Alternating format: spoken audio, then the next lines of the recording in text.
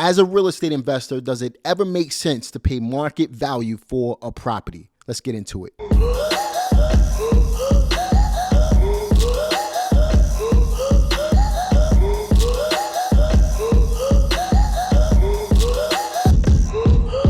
What's going on, everybody? It's Jamel Gibbs, your family-oriented entrepreneur. Welcome to another video. In this video, I want to talk about if it ever makes sense to pay market value for a property. Real estate investors are known to want to purchase real estate at a deep discount. Now, normally, in order to be able to get a deep discount, you need what's called physical distress on a property, meaning that a property needs some work. It needs cosmetic work, maybe it needs mechanical work, whatever the case may be. But what a lot of real estate investors tend to forget is you can also find distress financially, and that can open up a whole new door of opportunity for you as a real estate investor. And that financial distress can mean anything, right? It can mean that somebody doesn't have the money every month to pay the bills. It can mean that somebody just lost their job. Maybe they recently had a divorce. You can find financially distressed opportunities in order to be able to create a win-win situation. So that goes back to the initial question, does it ever make sense to pay market value for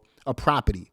And in my personal opinion, with experience, I believe that it does make sense to pay market value under certain circumstances. I'm going to provide 3 different things that you want to be mindful of when it comes to analyzing a deal that you're intending on paying market value for. Now, the reason this whole thing came up is because I have a student partner that came across 4 deals, and he's interested in 3 of them in the South Carolina market. He lives in New York. The houses are in South Carolina. They're in Sumter. And he has a seller who wants market value for the deals. And my student looked at them and he said, I don't know if these are deals. This is the importance of having a coach or somebody to look at your business when you're inexperienced, to be able to help you pick the right deals or even look at the deals in order to see the opportunity that you might not see as a brand new real estate investor. So this guy was asking market value for the properties. The properties are already being rented. The rents that are currently on the property can be raised, but if they're not, they're still able to cover the existing mortgage that would be on the property if you chose to purchase these properties. And at the end of the day, this seller was open to creative finance. So the first thing that we did was we looked at the asking price versus what houses were recently selling for. Now, if you looked at my market strategy video that I put out previously for 2023, I told you to look at recent comparable sales, like in kind properties, meaning we're comparing apples to apples on properties. If you have a 1,500 square foot home, look for a house that's around 1,500 square feet, within 200 square feet. And it's the similar type of property that you're looking at. If it's a 3-bedroom, 2-bath, look for 3-bedroom, 2-baths. If the property is a ranch, then look at a ranch. If it's a colonial style home, look at colonials. If the house looks similar to yours, then it's a good comp. If the house was built around the same year or within that time frame, then it's a good comp, right? But you're looking at the houses that recently sold that are similar to the property that you're looking at. All right. And that's exactly what we did. We used my Investor Deal Pro software to be able to run comparable sales in order to be able to get the information that we needed and make sure that the owner is not asking way too much money. Me personally, I wouldn't overpay for a property. If, let's say, for example, a house is $100,000, I'm not going to pay $120,000 for a $100,000 home. But if the seller needs $98,000 to $100,000 and I'm seeing comps for $98,000 to $100,000, I might consider it. In fact, look at this video right here. In that video, I specifically told you how I paid market value and was able to make $20,000 on a property while creating money up front, money every month, and back in cash. It was a house that I've never seen in a market that I've never been to. And I was able to make this money. And this was just a few weeks ago. So watch that video right there. What you want to do first is look at the comparable sales versus the asking price and see if the seller is within a ballpark of the comparable sales. Rule number 2 is to look for cash flow.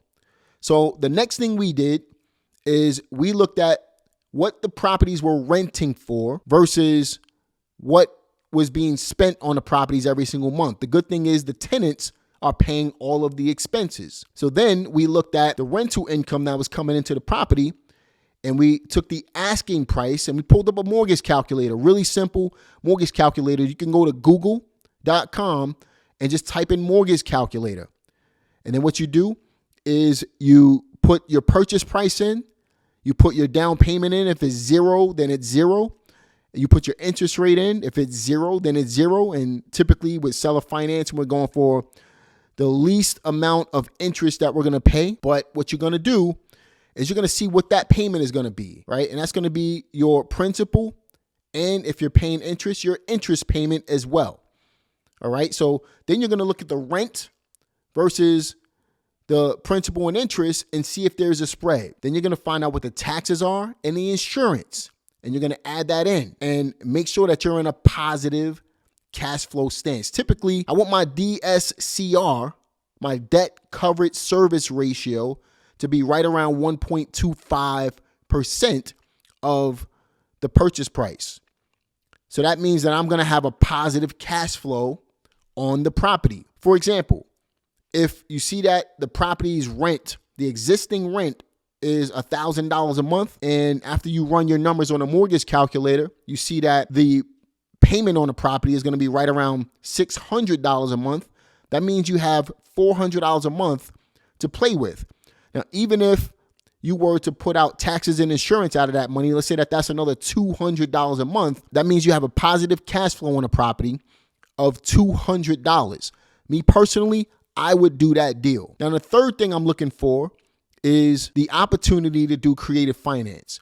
I'm not going to go to a bank and pull out new financing, especially in this market that we're in right now with high interest rates, because it's going to kill my profit margins. It's going to kill my potential to make cash flow on a property. So what I'm personally going to do is I'm looking for the opportunity for seller financing. The reason I'm looking for seller financing is because I get to negotiate my interest rate. I don't have to pay a 6%, 7%, 8% interest rate in a market like this when I can negotiate a 0 to 3% interest rate with a seller and still have a positive cash flow opportunity at the end of every single month. And this particular seller that my student partner is negotiating with, he was interested in doing seller financing. And as a bonus, number 4, another thing I'm looking for is a seller who's willing to take the least amount down. Now, initially, this seller didn't mention anything about a down payment, so we were going for a 0% down payment. My student ended up negotiating with him, and now the seller wants 10% down.